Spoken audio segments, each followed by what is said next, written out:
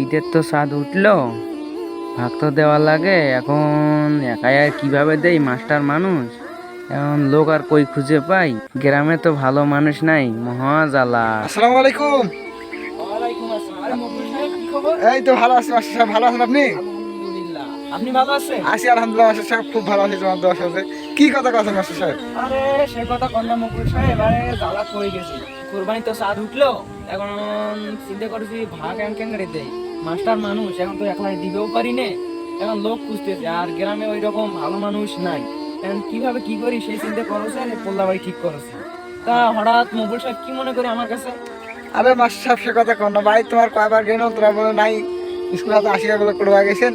তা ওই ভাবির সাথে কথা কা ফির জানি পানো তো পোল্লা ভাই তাইছেন রেডি রেডি ফির দৌড়িয়ে পোল্লা বাড়ির এই যে ঈদের সময় তো সেই রকম কিষেন পাট পাইতেছি না, সেই জন্য একটু বিকেল টাইমে আসছি, একটু মানে পোলা দাঙ্গাটা ঠিক করার জন্য। তা মাস্টার সাহেব আমি তো ওটা নিয়ে না ভাবছি কোরবানি এখন দিবে তো না ভাবছি, চার তো দেখা গেছি। তা আমি এবার সিদ্ধান্ত নিয়েছি তোমার সাথে মাস্টার সাহেব কোরবানি দেবো, মানে গ্রামের তো বড় আর কি তোরাই, এখন তোমার সাথে ভাগটা দিয়েছে মাস্টার সাহেব, কি কন? ও আচ্ছা আচ্ছা, এই মনে করি আছেন। হ্যাঁ হ্যাঁ আচ্ছা, দেওয়াই তো যায়, আমিও লোক খুঁজতেছি। আর না সমস্যা নাই, দেওয়া তো যায়। কিন্তু তারপরে তোমার ভাবসাতে তো আমার ভালো লাগে না। তারপরে আমি স্কুল যাওয়া আসার পথে দেখি তোমার অকাম কুকাম করি বেড়ান, মানুষের কাছে এটা নাড়েন ওটা নাড়েন, আমার কাছে রিপোর্ট আসে। কিন্তু এখন আপনি তো আমার বয়সে বড়, কিছু বলতে পারি না। এখন কি যে করি, এখন সেই চিন্তায় আছি। আপনি তো আবার আবার তো শুনি নাকি আপনি সুদও খান, নাকি সুদের টাকা নাড়াচাড়া করেন। এখন ওইরকম করলে তো ভাগ হবে না। আপনি সব সময় অসৎ পথে চলেন, সৎ পথে চলেন না। আমি দেখেন না, আমি সব সময় সৎ পথে চলি, অসৎ পথে যাই না। আর আপনি তো সবসময় অসৎ পথে চলেন। এখন আপনার অসৎ পথে চললে তো ভাগ হবে না ওইরকম করে। এখন সেই চিন্তায় আছি। আমার যদি চিন্তা করতেছি, আপনি যদি আমার সাথে যদি ভাগটা দেন, তাহলে আমারও তো ভাগটা হবে না। এখন কি করা যায়? এখন আপনি আমার চাচা মানুষ, কারণ আমি কি আর করি। আচ্ছা যাই হোক মকবুল সাহেব, আপনি বাসায় যান, আমি বাসায় গিয়ে ভেবে চিন্তে দেখি কি পরামর্শ নেওয়া যায়। কালকে আমি আপনাকে জানিয়ে দিব যে কি করা যায় না যায়। ঠিক আছে মকবুল সাহেব, আপনি যান, আমার একটু আরো একটু কাজ আছে। আচ্ছা ঠিক আছে মাস্টার সাহেব, আসসালামু আলাইকুম। ওয়ালাইকুম আসসালাম। ও মাস্টার সাহেব, আরে মকবুল সাহেব, যে কি খবর? আসসালামু আলাইকুম। ওয়ালাইকুম আসসালাম। তা মকবুল সাহেব ভালো আছেন? আছি আলহামদুলিল্লাহ ভালো আছি মাস্টার সাহেব। মাস্টার সাহেব কালকে তো ওই যে পটল ভাই দেখা হলো, পরে তো আর দেখা হলো না। ও আচ্ছা, বড় ভাই কাজ শেষ তো একটু খুশি বাড়ি দেখতে আসলাম যে কি খবর। তা যাই হোক, আপনার বিষয়ে একটু ভাবছি আমি। তা আপনার বিষয়ে অনেক খারাপ কথাও আমি শুনলাম।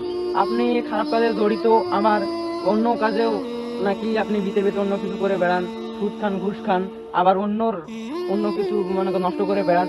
এরকম করলে তো সুদ খাইলে, ঘুষ খাইলে এরকম করতে ভাগ হবে না। আমি যেটা জানলাম আর কি হাদিতে, তার কারণ আমাদের ভাগ দিতে গেলে সব সময় সৎ টাকা লাগবে, সৎ ভাবে উপার্জন, সৎ রাস্তায় উপার্জন করা লাগবে। মাথার ঘাম পায়ে পায়ে ফেলে ইনকাম করে দেওয়া, এটা আমাদের মুসলিম রাষ্ট্রে হালাল। আর ওইরকম করে দিলে শুধু নামে হবে, কিন্তু আপনার ভাগটা হবে না। তার কারণ ভাগ দিতে গেলে সবকিছু ইসলামের ধর্ম দিক দিয়ে আমাদেরকে ভাগ দিতে হবে। কারণ ভাগ দিতে গেলে ওই রকম আমাদের ভাগ কখনো হবে না। সেই জন্য আমি চাই আপনার সাথে আমি ভাগ না দেই, তার কারণ আপনার স্বভাব চরিত্র ভালো না। আর ওইভাবে আমি ভাগ দিতে পারবো না। আমাদের লোকও আমি যদি না পাই, তবে আমি একাই একটা ছাগল ক্রয় করে আমি একাই ভাগ দিব। তারপর আমার সম্মান নষ্ট করবো না, আর আমি অসৎ পথে যাবো না। বুঝছেন মকবুল সাহেব? তাহলে আপনার সাথে আমার পক্ষে সম্ভব না, আপনি একটু অন্য পাকে দেখেন, আমি চললাম।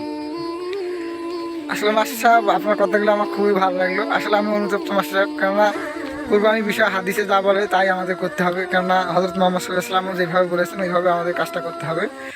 তো মাস্টার সাহেব আমি ঠিক আছে, আপনি যেহেতু এতভাবে বললেন, তাহলে আমি ওই আর অপকর্ম করবো না। এবার থেকে আমি আমার বাসার যেগুলো আছে এগুলো দিয়ে ভাঙিয়ে দেওয়ার চেষ্টা করবো, আর দিব। এবার আমার এগুলো সাথে ঘুরতে আসে মাস্টার সাহেব, দরকার আজই টাঙ্গে এগুলা আমি সব মারাই করে বিক্রি করে দিয়ে তো অন্তত আপনার সাথে এবার ভাগ দেবো মাস্টার সাহেব, কি বলেন আপনি? ওটা খুবই তো ভালো কথা, খুবই খুশি হইলাম। তবে খুবই ভালো লাগলো যেহেতু আমার সাথে দিতে চাইছেন, আমি অনেক খুশি। তাহলে সমস্যা নাই, আমরা ভাগ দিব আমরা ইনশাল্লাহ। আপনি যেহেতু আমার চাচা মানুষ, আমি ভাজি যে সমস্যা নাই। আমি যেহেতু মাস্টার মানুষ, আমি যেটা জানছি আমি সেটাই বললাম। তা যাই হোক, এটাই শিক্ষা পাইলেন, এটাই আমার অনেক ধন্য। সমস্যা নাই, আমরা দুজনে ভাগ দিব, নো চিন্তা। আসসালামু আলাইকুম। আপনারা কি একটু ভেবে দেখেন, আপনারা কি সৎভাবে কি টাকায় রোজগার করে কুরবানি দিয়েছেন? আপনারা একটু ভেবে দেখে বলেন। তার কারণ অসৎ পথে কুরবানি দিলে আমাদের ওটা কুরবানি হবে না, শুধু নামে থেকে যাবে যে আপনি বড় একটা কুরবানি দিচ্ছেন। তাই আমরা আর অসৎ পথে কোনো রোজগার করবো না, অসৎ পথে কোনো কুরবানি দিব না। তাই আজকে থেকে শুধরে যান, আমরা ইসলামের পথে, ইসলামের গর্ব, আমরা মুসলিম রাষ্ট্র, আমরা মুসলমান ভাই, আমরা এখন থেকে অসৎ পথে যাব না, সৎ পথে থেকে আমরা রোজগার করে কুরবানি দিব। সবাই ভালো থাকেন, সুস্থ থাকেন, আল্লাহ হাফেজ।